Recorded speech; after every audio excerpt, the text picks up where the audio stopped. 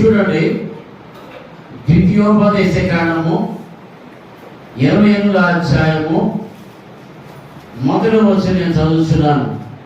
ఇక్కడ మోషే తెలియపరుస్తున్నాడు, నీవు నీ దేవుడు యెహోవా మాట శ్రద్ధగా విని నేను నీకు ఆజ్ఞాపించిన ఆయన ఆజ్ఞలని అనుసరించి నడుచుకొని ఎడల నీ దేవుడు యెహోవా భూమి మీద ఉన్న సమస్త జనుల కంటే నేను హెచ్చించును.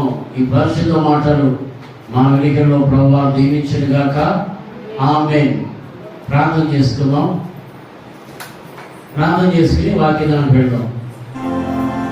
ప్రేమ నమ్మకమైన మా దేవ, సూచిగతమైన మా దేవ, మహోన్నతుడా, జీవాధిపతి, నీ స్తోత్రం స్తోత్రం స్తోత్రం స్తోత్రం స్తోత్రం ప్రభా. స్తుతులు ఆస్తుల దేవుడా యేసయ్యా స్తోత్రం ప్రభా. ఈ మధ్యాహ్న సభ మీరు నాకు ఇచ్చిన సమయాన్ని బట్టి మీ బిడ్డలకు ప్రభా వాక్యాలను వెళ్ళి చూడగా మీ బిడ్డలు వెలిగాల్సిన